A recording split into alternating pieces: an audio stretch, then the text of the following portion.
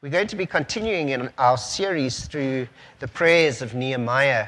We are looking at how Nehemiah prays for revival, and the series is Awaken Us, O Lord. Nehemiah prays for revival, and the title of today's message in particular, from Nehemiah 2, from verse 1 to actually verse 8, is Revival comes with conviction courage. Revival comes with conviction courage. Let us read then from Nehemiah chapter 2 from verse 1. In the month of Nisan, in the 20th year of King Artaxerxes, when wine was brought for him, I took the wine and gave it to the king. I had not been sad in his presence before. So the king asked me, "Why does your face look so sad when you're not ill?" "This can be nothing but sadness of heart." I was very much afraid, but I said to the king, "May the king live forever. Why should my face not look sad when the city where my fathers are buried lies in ruins and its gates have been destroyed by fire?" The king said to me, "What is it you want?" Then I prayed to the God of heaven, and I answered the king, "If it pleases the king, and if your servant has found favor in his sight, let him send me to the city in Judah where my fathers are buried, so that I can rebuild it." Then the king, with the queen sitting beside him, asked me, "How long will your journey take? And when will you get back?" It pleased the king to send me, so I set a time.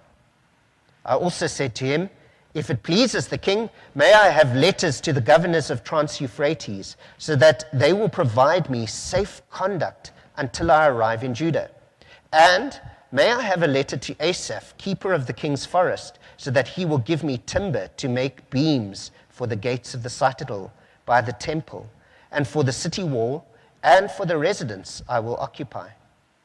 And because the gracious hand of my God was upon me, the king granted my requests. May the Lord add his blessing to our reading of his word.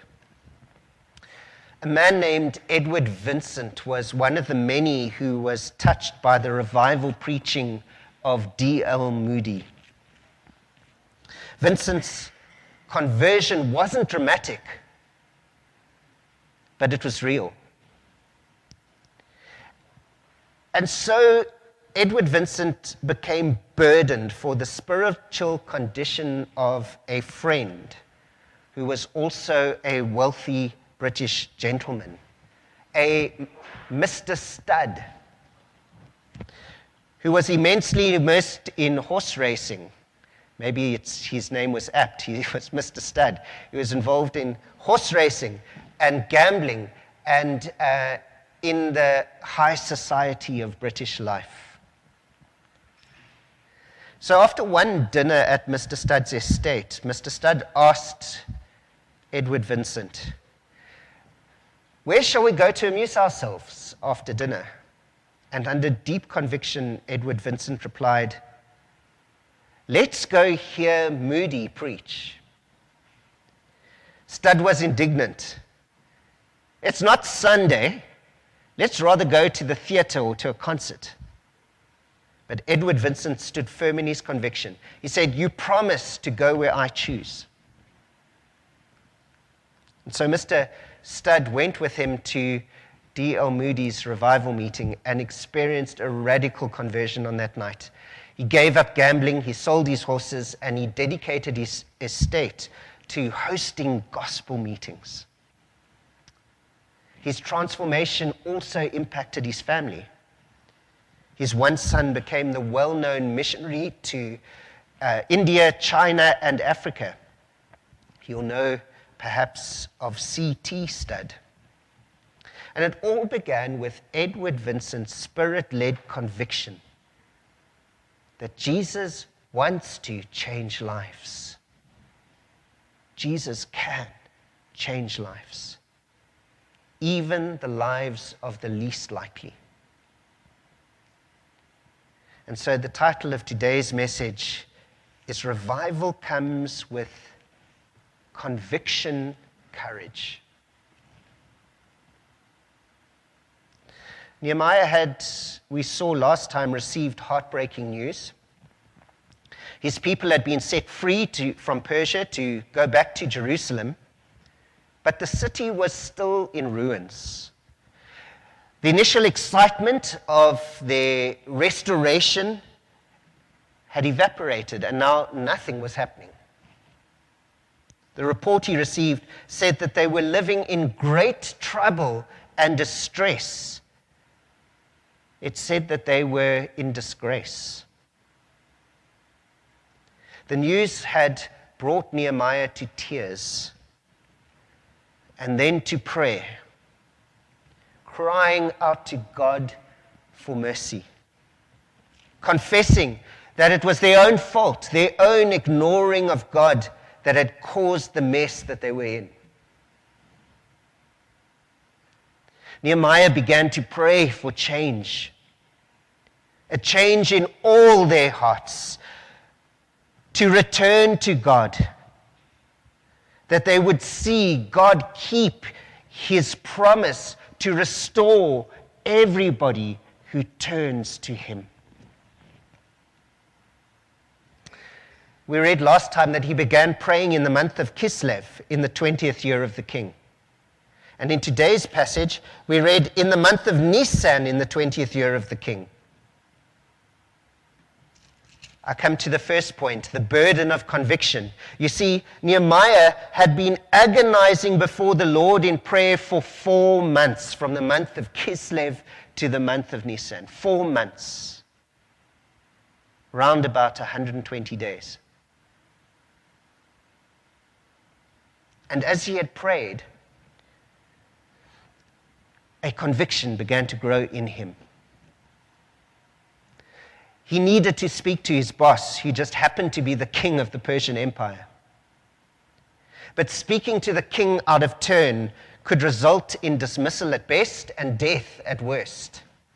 And the audacity of the cupbearer asking the king for anything, let alone something that was going to affect the regional politics, would probably result in death. Plus, what Nehemiah had in his heart to achieve seemed impossible to the point of craziness. So Nehemiah had prayed and prayed and prayed. Lord, show me what I must do. Is this your will or is it mine? This seems crazy, Lord. But if it's what you're doing, please show me and help me to obey you. And as Nehemiah prayed, the conviction only grew. The burden of that conviction didn't cease. It only weighed heavier upon his heart. The burden was so great that when he took wine to the king one day, even the king noticed the burden. Why does your face look so sad when you're not ill? This can be nothing but sadness of heart, the king asked him. Verse 2. And so now invited to speak to the king, the cork popped. He couldn't contain it any longer. And so with cautious fear, having been given this opportunity, he was at last able to speak. Verse 3. I was very much afraid, but I said to the king, may the king live forever. In other words, even if I don't, may the king live forever. Why should my face not look sad when the city where my fathers are buried lies in ruins and its gates have been destroyed by fire?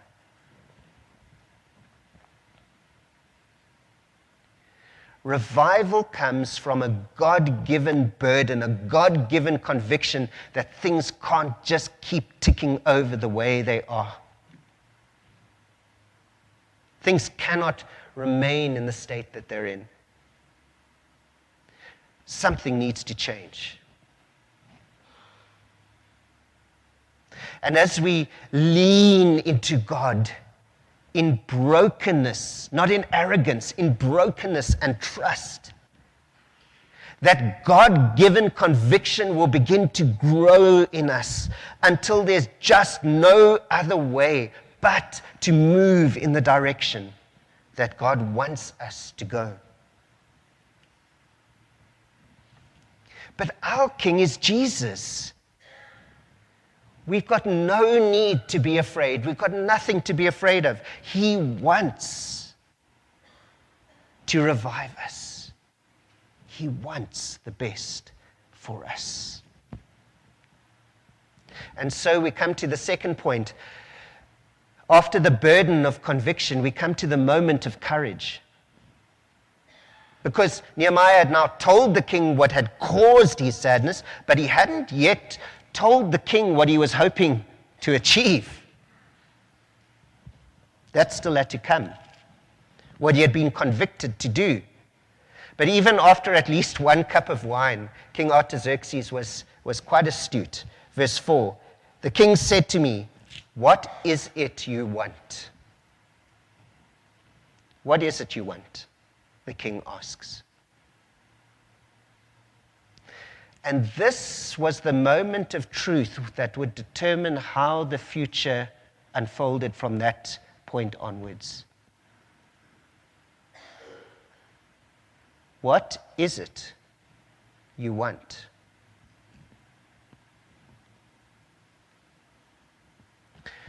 Nehemiah could either shrink back in fear and stick with what was comfortable for him, what was good for him, what suited him best. Or he could stand up in the courageous conviction that God wanted to change lives and that he'd rather be a part of that. Nehemiah understood the enormity of this God-given moment. And so before he hastily answers on behalf of himself, watch what he does. Verse 4. The king said, "What is it you want?" Then I prayed to the God of heaven, and I answered the king. Having already sought God about change and revival, having prayed for it in hope and longed for its possibility, Nehemiah knew that this wasn't some workshopped program of revival that he had designed. He knew that this conviction was from God. But when it came to that God-given moment, Nehemiah still had to choose whether he was going to go with God or whether he was going to look after himself. It's the freedom of choice that God has given to every one of us from the very beginning. Adam had that choice in the garden. Do I go with God or do I look after myself? Noah had that choice before the flood. Abraham, before he was called to sacrifice Isaac. Jacob, when he wrestled with God, had that choice. Moses, when he was confronted at the burning bush. Esther, when Mordecai called her to step up. Job, in his terrible suffering, when he was told to curse God and die, he had that choice to make. Jonah, in the bowels of the fish. Judas, at the Last Supper. Jesus, in the Garden of Gethsemane.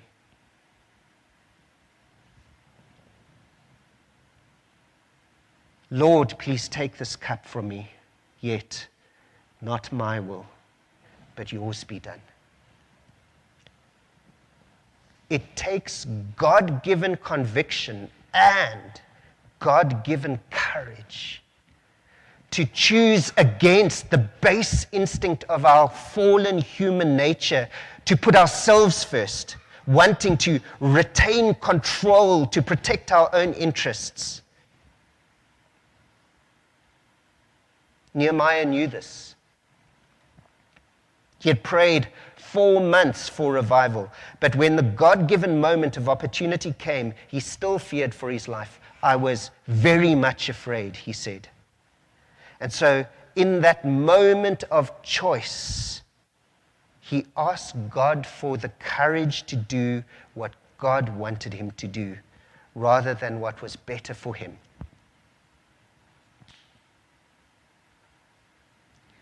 What is it that you want?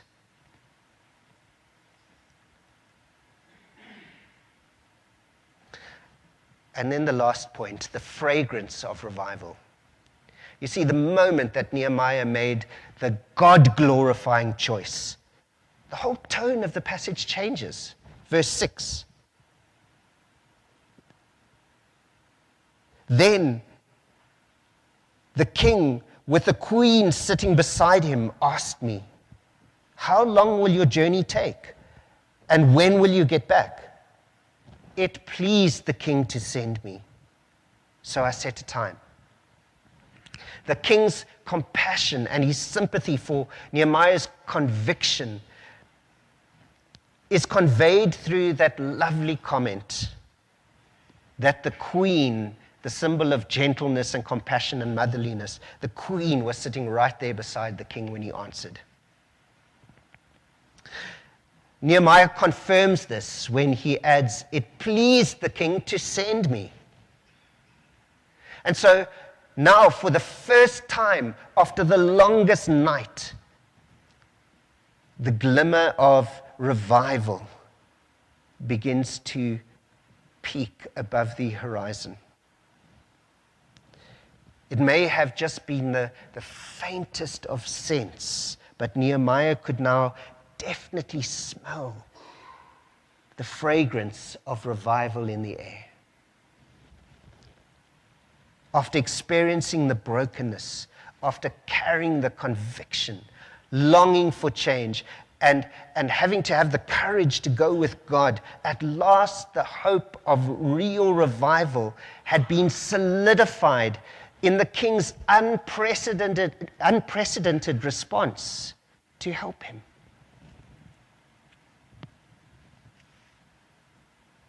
And so now, with the unmistakable fragrance of revival in the breeze, Nehemiah's hunger for it to become a reality was heightened.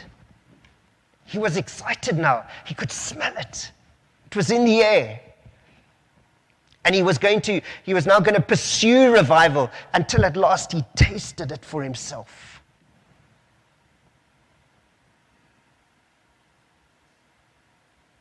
What is it that you want? And so now Nehemiah, having smelt revival in the air, he begins to move ahead boldly in the zeal of the Lord. Because in the following 2 verses, he neatly also asks the king for a blue light brigade to get him safely back to Jerusalem. And then he asks for a requisition slip from the king to harvest all the timber he needs for the revival work from the king's forest. King was going to pay for it and get him there safely.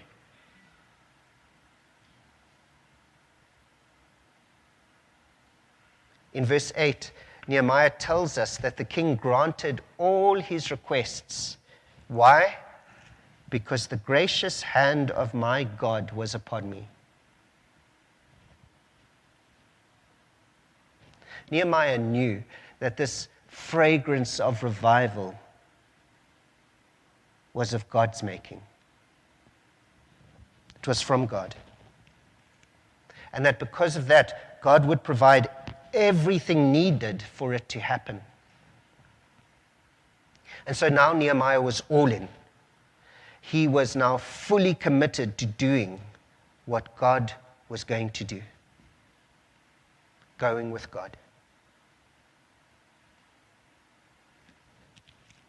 Jesus, our King, has already done everything necessary and paid dearly for it to rescue us from ruin, to make us new creations. Revival isn't just a nice optional extra for Christians. It's Christ's intention for us. He died for us to be recreated, born again, filled with His Spirit. The only question is whether revival is what we want. Do we want it? Do we really want it? The King asks, what is it you want? Do we want it? Are we willing to recognize our brokenness, our need, and our spiritual poverty? Or are we going to say, I'm okay?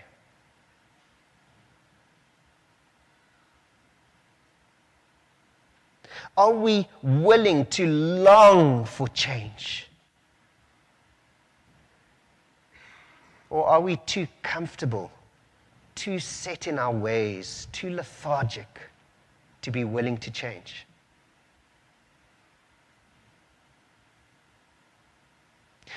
Are we willing to press into God with heart's cry prayers until we can do no other but what God requires for revival change to happen?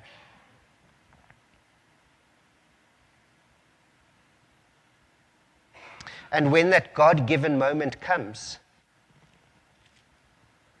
will we retreat to where we feel safe, to what's best for us, what suits us best? Or will we have the courage to go with Jesus towards complete revival?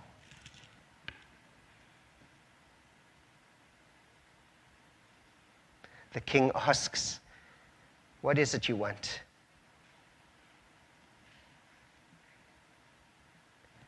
And we have the gracious hand of the Lord Jesus Christ with us to grant our request. He's already paid fully for everything.